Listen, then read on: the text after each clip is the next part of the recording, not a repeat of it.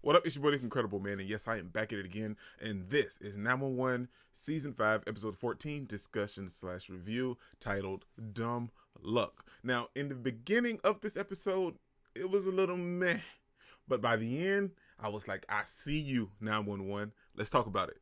I'ma live life for the fight, yeah, I'm here to get it. I got drive, got sight, always have a vision. I go by at night, I be in my feelings, I'ma be fine.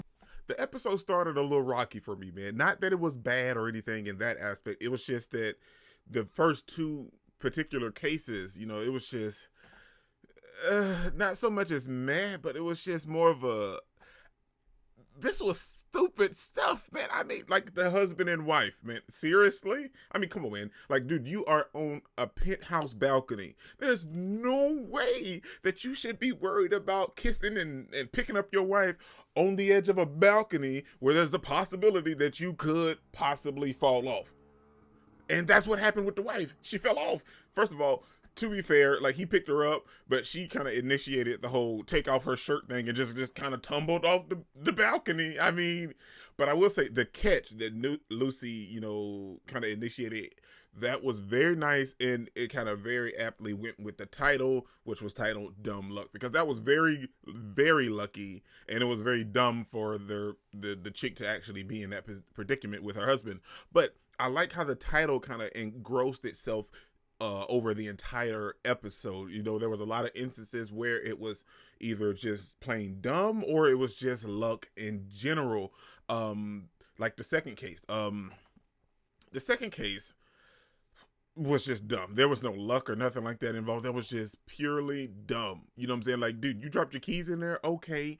Find a way to get your keys out that doesn't involve you sticking your head or going halfway inside this container that there's no valuable exit for you to get out. Now, most of the time, I know in situations like that, it's either manned by a particular company or something like that. So even that little strip mall or whatever, there was no one with the keys, but you could have called somebody or tried to jerry rig something or a long stick or something to get your keys out, and not just, well, let me stand on this box and reach in here, and then now you're stuck inside of here and almost died because of heat stroke. I mean, dumb, okay? But I like how the title kind of showcased itself to Eddie as well. We see that Eddie is still dealing with his PTSD, man, and it's kind of getting to him very, very badly. I mean, it's messing with Eddie bad.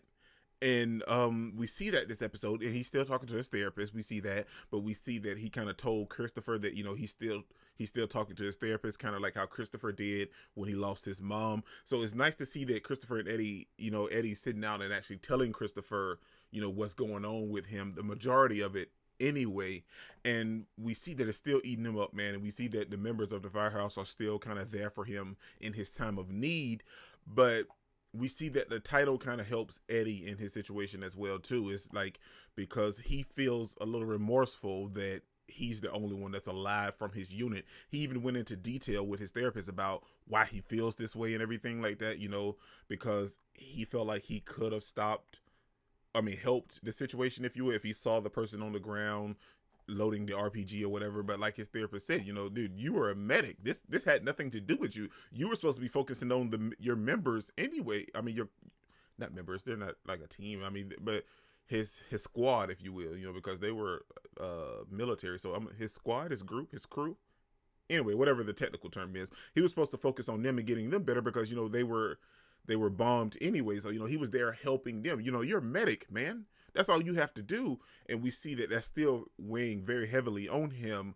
But the rest of the episode, is still the firehouse dealing with some things. And we see that Lucy is dealing with the side effects of saving this woman, because she feels guilty of all of the publicity that it doesn't feel like an actual save. You know what I'm saying? It was just dumb luck that she saved this lady. And the overall theme of this episode was dumb luck, but it kind of came into play revolving around the episode yet again. The other case, the chick on the bicycle that was riding around, and the people still in the stop signs, I'm going to count their cases as one case, because kind of revolved around the entire thing as a whole. This chick just so happens to survive a stop sign sliding into her chest, which was, oh my gosh, man. Then Athena tried to handle it, you know, with the law accordingly, you know, because that case kind of ran into trying to find out who was actually doing, well, taking the stop signs and everything. And we see these two kids, they're doing it along with some other people because of a scavenger hunt. And this one kid gets hit by a car that was supposed to stop, but because you took the stop sign down, you got hit. Dumb. You know what I'm saying? Like the title, it could be kind of cohesive. You know what I'm saying? It could be like a whole title. You can use the whole title to kind of understand some of the stuff that was going on in this episode, like, you know, the whole dumb luck, or you could just use the whole luck part or just the dumb part, because there's a lot of instances in this episode with the cases that was just dumb, and then there was a lot of instances with the cases where it was just luck, and then it can be combined where it was just dumb luck. We also see that this episode, Ji-yoon is in the hospital, and Maddie's, you know, she's terrified, and Chimney kind of explains to her that, you know, he hurt Ji-yoon while they were searching for her, so she doesn't have to really get over it because he hasn't gotten over it, the fact that he slammed her finger in the car door, you know what I'm saying? So this is their first kid, you know, there's going to be a bunch of problems with them, you know, kind of shifting blame with each other, you know what I'm saying? Not blaming the other, but shifting blame, trying to take blame for whatever's happening with Ji-yoon. And at the end of the day, everything worked out perfectly for her. But we see that Lucy's kind of dealing with some stuff. You know, she's trying to fend off the reporters and everything. And we see her talking to Monday, who is now kind of shifted from the firehouse to another firehouse. But I feel like he may come back because they didn't have any need to show him when he was talking to Lucy at the restaurant. I mean, we didn't have to see that. So I feel like he may become another key figure later on. Now, we see that Athena, you know, she's feeling some type of way because she's seen this kid get hit. You know, it's kind of rocked her a little bit because she has a teenage son, and Harry has those same shoes, so she feels a little bit of a certain way, and she was a little upset at this other kid that, you know, that didn't get hit by the car.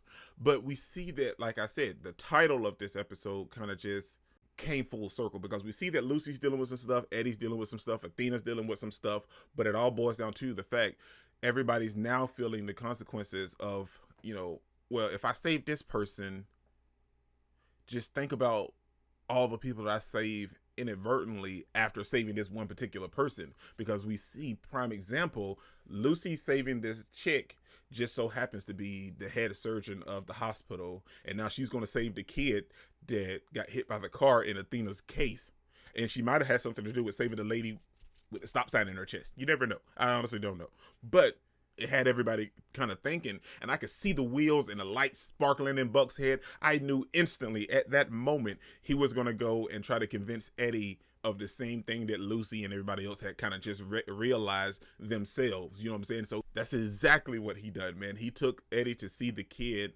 that, you know, where his mother was poisoning him and everything like that. And we see that this kid is at this horse ranch or whatever getting equine therapy, and, you know, Buck took Eddie and Christopher there, you know, and so Buck shows Eddie this kid living a wonderful life now. Sure, he's going to have some trouble and some problems, but he's living a wonderful, healthy life now, man. His aunt and uncle are taking care of him, and that kind of gets Eddie out of his funk. I don't see him coming straight back to the firehouse, but it's nice to see that Eddie's not just really driving himself down deeper into this hole of just self-doubt and self-pity and just miserable hut that he was in. You know, it's nice to see him kind of come out of that. And I love the fact that Taylor was trying to ask Buck to give her an exclusive interview with Lucy. You're like, nah, I can't do it. I cannot do it. Not with Lucy. Anybody else? Definitely, but not with Lucy. I love that.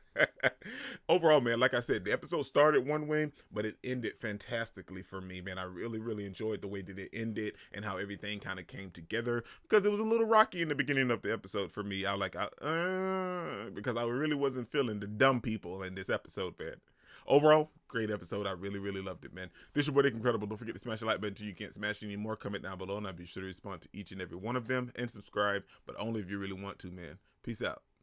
All out, and I am here to stay right now, so don't call it